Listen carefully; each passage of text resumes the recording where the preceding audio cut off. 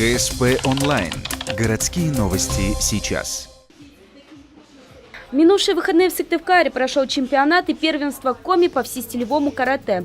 Вид спорта был признан всего лишь 2 года назад и включил в себя элементы всех направлений карате.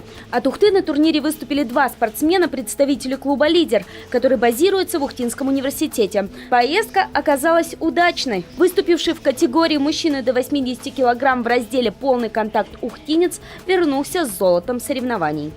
3 боя было, 3 боя. Было по олимпийской системе на выбывании. Готовились, как обычно. Правда, у меня было месяц на подготовку.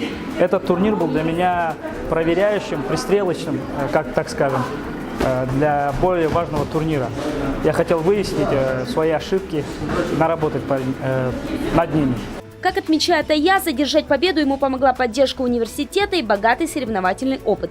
Ухтинский спортсмен уже давно входит в состав сборной Коми и России. Теперь каратист будет готовиться к крупным стартам. В этом спортивном сезоне его ждут 2 чемпионата России, первый из них состоится в феврале, и возможность поехать представлять страну на мировой арене.